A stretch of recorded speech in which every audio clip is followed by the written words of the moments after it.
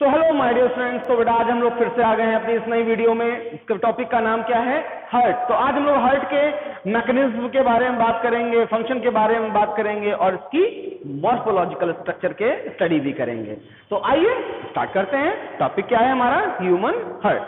तो भाई human heart क्या होता है? पहली चीज, human heart is nothing but it is just and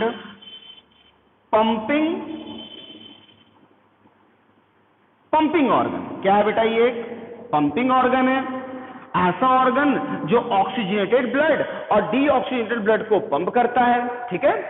अब दिखता कैसा है? ये ऑलमोस्ट आपके फिस्ट की तरह दिखता है। ठीक है, फिस्ट जैसा कि आप स्ट्रक्चर देख पा रहे हैं। ठीक है ना बेटा? तो ये बात आपको समझ में आई। चलिए ठीक है, छोटी मोटी बात हो गई यहां तक। अब हम लोग बात करने वाले हैं इसके अनदर पॉइंट के बारे में कि भाई जो हमारा ये ह्यूमन हार्ट होता है इसके ऊपर टू मेम्ब्रेन्स प्रेजेंट होती है। कितनी मेम्ब्रेन्स प्रेजेंट होती है? टू मेम्ब्रेन लेयर होता है जिसको हम लोग क्या कहते हैं? Which is known as the pericardium. क्या कहते हैं इसको? पेरिकार्डियम कहा जाता है। ठीक है, जैसा कि आप स्ट्रक्चर देख पा रहे हो, दो मेम्ब्रेन है, एक आउटर मेम्ब्रेन है और एक इनर मेम्ब्रेन है। इन दोनों ही मेम्ब्रेन के बीच में एक प्रेजेंट होता है फ्लूइड। क्या प्रेजेंट होता है इनके बीच में? इनके बीच में एक प्रेजेंट होता है फ्लूइड और इस फ्लूइड का नाम होता है पेरिकार्डियल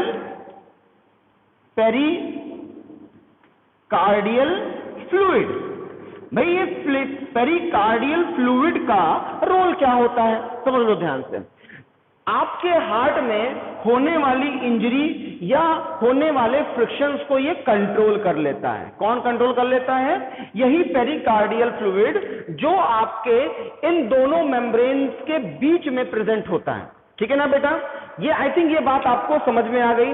तो अब हम लोग कुछ और बात करते हैं। ठीक है, जैसा कि आप देख रहे हो कि हार्ट एक सबसे इंपॉर्टेंट फंक्शन प्ले कर रहा है, तो इसीलिए तो ये किससे बना होता? तो इसके पास एक अलग तरीके की मेम्ब्रेन होती है, उसे हम लोग कहते हैं कार्डियक मसल। तो heart is made up of cardiac muscle से ये बने होते हैं। आई थिंक यहां तक बात आपको समझ में आ गई। ठीक है, कॉपी करिए इसको। ओके, होप सो अपडेट आप लोगों ने यहां तक कॉपी कर लिया होगा। आइए कुछ और बातें करते हैं। जो हमारा ये ह्यूमन हार्ट होता है कैसा होता है? हॉलो शेप का होता है। हॉलो, जैसा कि बेटा आप इसका स्ट्रक्चर देख पा रहे हो, हॉलो एंड कोन शेप्ड। ठीक है, हॉलो एंड कोन शेप्ड। कैसे? ऊपर से देखिए इसका स्ट्रक्चर बिल्कुल आपको हॉलो की तरह दिखेगा और नीचे देखिए आपको एकदम ये कोन की तरह दिखेगा, इसीलिए इसका नाम पड़ा है। It looks like an hollow और कोन शेप। तो इसीलिए इसको किससे कंपेयर किया गया है? इसीलिए इसको ह्यूमन फिस्ट से रिप्रेजेंट किया गया है। बात समझ में आपको आ रही है? चलिए आइए कुछ और बात कर लेते हैं। अब हम लोग इसके वेट के बारे में बात करेंगे। जो हमारे एडल्ट होते हैं उनके वेट के बारे में बात करें कि ह्यूमन हार्ट का कितना एक वेट होता है। देखो बेटा, ये वैरी करता है मेल्स और फीमेल्स में। ठीक है, जो हमारे ये मेल में जो हार्ट होता है इसकी अगर हम वेट की बात करें तो ऑलमोस्ट कितना होता है? 300 ग्राम का। कितने ग्राम्स का होता है? 300 ग्राम्स का होता है। लेकिन ये बेटा अगर हम फीमेल्स में बात करें तो कितना होता है? 250 ग्राम्स के ये होते हैं। ठीक है, चलो अच्छी बात है। अब हम लोग बात कर लेते हैं इसके लोकेशन के बारे में कि आखिर ये पर्टिकुलर हार्ट हमारा कहां प्रेजेंट होता है। बेटा ये जो हमारे दो लंग्स जो दिख रहे हैं, इन दो लंग्स के बीच में प्रेजेंट होता है। कहां पे? It is almost present in the centre of the lungs, but this cone shaped of the heart which is in the lower portion is tilted towards the left side of the lungs. Okay ना? चलो कहां location होती है बेटा? Present in the middle middle of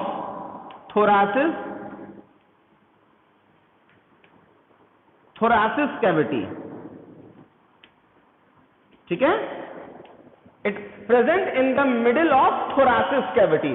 thoracic cavity बोले तो lungs के बीच में होता है, जैसा कि बेटा आप स्ट्रक्चर इसका देख पा रहे हो। चलो भाई समझ में आ गई। अब ये बात समझ में आ गई। अब बात अगली बात पॉइंट जो हमारा आता है, this human heart is being protected by, आखिर इसको प्रोटेक्ट कौन करता है, ठीक है। This human heart is being protected by a bony cage, a bone cage,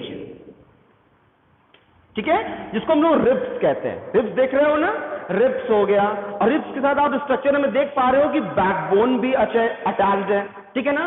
तो ये जो हमारा बोन केज है, ये पर्टिकुलर हमारे ह्यूमन हार्ट को प्रॉपर तरीके से क्या करता है बेटा, प्रोटेक्ट करता है, ताकि किसी भी तरीके की मैकेनिकल इंजरी या फिजिकल एक फिजिकल इंजरी हमारे पर्टिकुलर एक हार्ट को डैमेज ना कर पाए। इसलिए ये पूरा बोनी केज, ये बेटा बहुत ही एक हार्ड केज होता है, जिसकी हेल्प से हमारा हार्ट पूरी तरीके से क्या रहता है, प्रोटेक्टेड रहता है।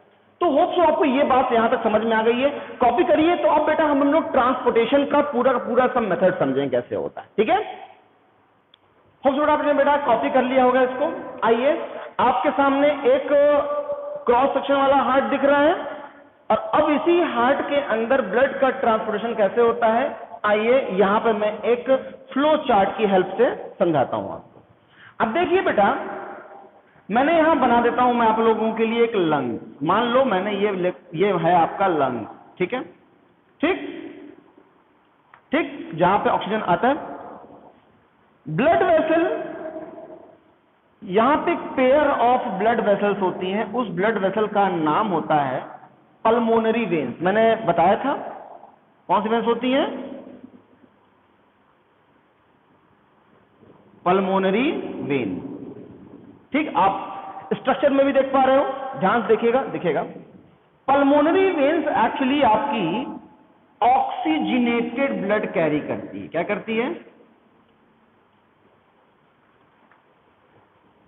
ठीक है, ये आपकी ऑक्सीजनेटेड ब्लड कैरी करती है, और कहां ट्रांसपोर्ट करती है, हार्ट में, ठीक है। देखो ध्यान से, ये है आपका हार्ट, ठीक। एक्चुअली में ये जो चारों चैम्बर होते हैं, इनकी साइज एक तरीके की नहीं होती है, इर्रेगुलर होती है, ठीक है। This all chamber have an irregular groove, ध्यान दीजिएगा इसका। तो भाई देखिए, मैंने आप सामने बनाया, एक आउटव्यू बना दिया मैंने हार्ट का, इसको हार्ट मत समझिएगा, ठीक है। ये बनाया मैंने, ये क्या है बेटा, ये सेप्टम है, ठीक है ना। सेप्टम बोले तो ये इन चारों चैम्बर को बेटा क्या करती है, सेपरेट करती है, ठीक है ना। ऊपर वाले को हम लोग कहेंगे इंटर ऑरिकल सेप्टा, लिख दूं यहां पे, आइए लिख देते हैं। आप लोग आप बुक में भी देख सकते हो, यहां डायग्राम में बना भी हुआ है। क्या कहते हैं इसको, इंटर ऑरिकल सेप्टा, ठीक है। थिन होता है, ये वाला जो ऊपर वाला जो इंटर ऑरिकल सेप्टा होता है, वो क्या होता है, थिन होता है। और ये जो आपका नीचे वाला होता है, ये थिन एक्चुअली में नहीं होता है, ये काफी ये स्ट्रांग होता है, टाइट होता है, ठीक है। तो ये क्या है आपका, इसका क्या नाम होगा, इसका नाम होता है इंटर वेंट्रिकल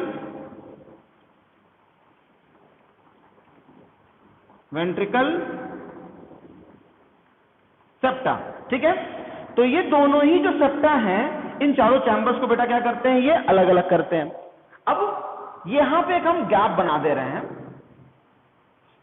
ये वॉल्व्स होते हैं यहां पे, ठीक है, जो ब्लड को नीचे की ओर फ्लो करता है। ये देखो, ब्लड यहां से नीचे की ओर जाता है। अगर यहां पर ऑक्सीडेटेड ब्लड जब लंग्स के थ्रू आएगा, तो जब इस चैम्बर में आएगा तो तभी तो नीचे आएगा। तो ये जो आप देख रहे हो, इसका नाम क्या होता है, मैं लिख दे रहा हूं, इसको हम लोग कहते हैं बाइकस्पिड वॉल्व। क्या कहते हैं इसको, बाइकस्पिड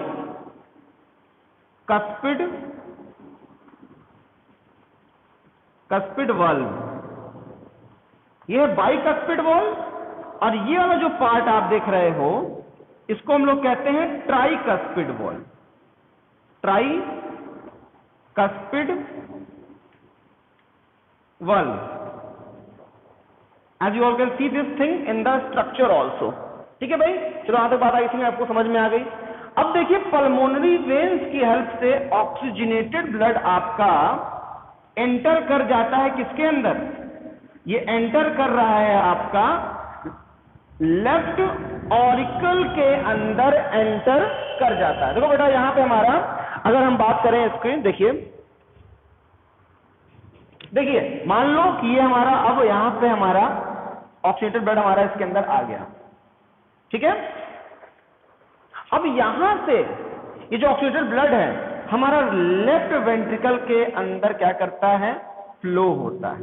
देखो लेफ्ट वेंट्रिकल के अंदर क्या होता है, ये फ्लो होता है, और फ्लो होने के बाद जैसे ही ये वाला चैम्बर हमारा भर जाएगा, ठीक है, तो ये वाला जो हमारा बाइकस्पिड वॉल है यहां से क्लोज हो जाएगा, ठीक है।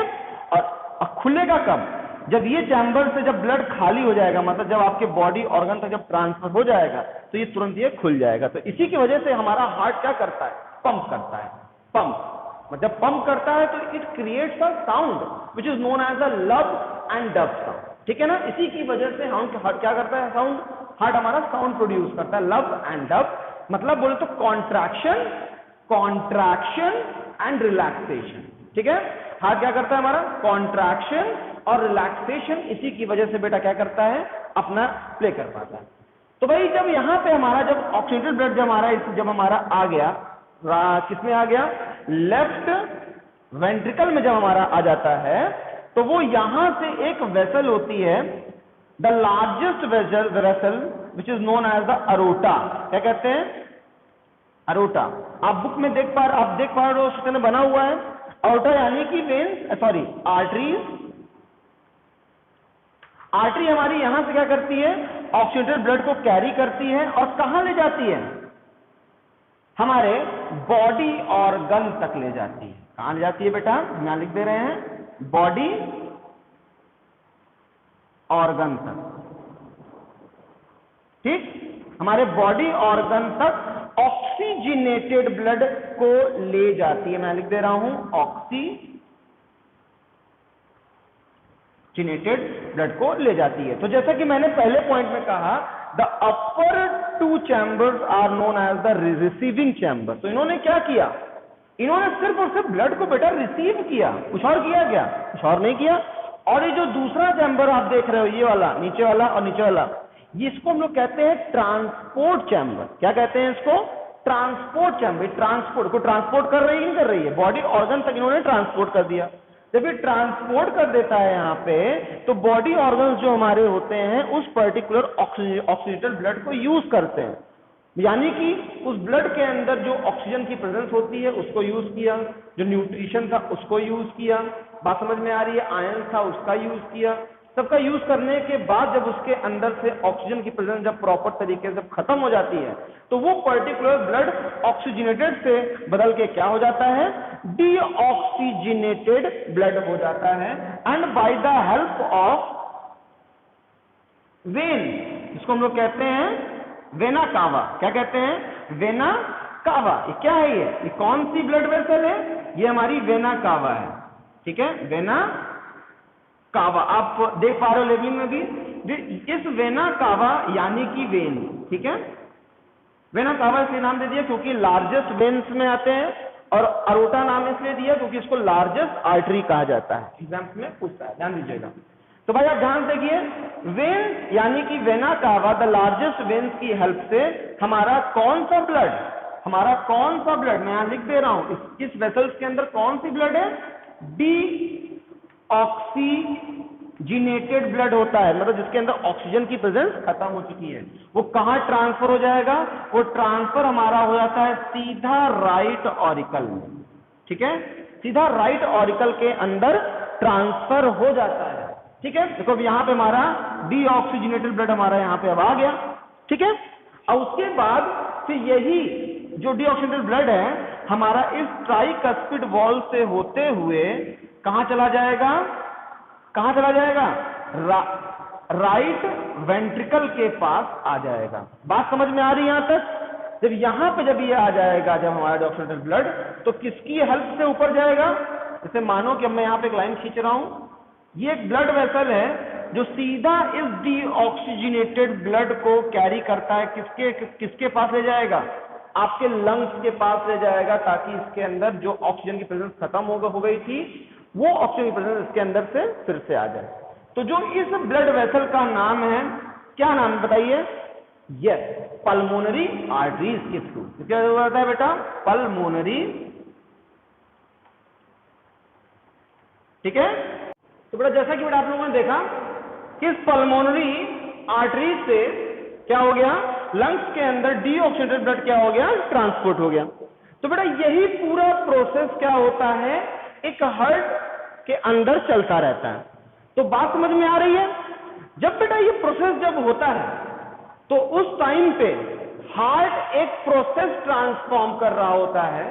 उस प्रोसेस को हम लोग कहते हैं कॉन्ट्रैक्शन, और दूसरा होता है रिलैक्सेशन। कॉन्ट्रैक्शन का मतलब जब हार्ट सिकुड़ना, कॉन्ट्रैक्शन, और जब वही चीज जब रिलीज होता है तो हम लोग कहते हैं क्या? रिलैक्सेशन।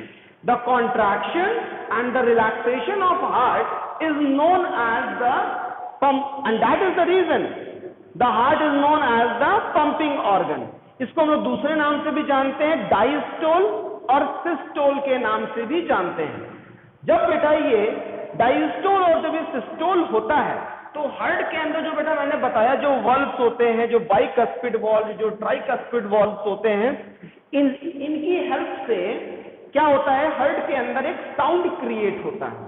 उस पर्टिकुलर साउंड का नाम होता है लव एंड डब साउंड। बात समझ में आ रही है? By the help of this love and dub sound, ठीक है, ये क्या होते हैं? हमारा transportation of oxygenated blood and deoxygenated blood takes place in our body organ via heart. Okay? I think आपको मेरी बात यहाँ तक समझ में आ गई होगी। होप सो फटाफट इसको ये भी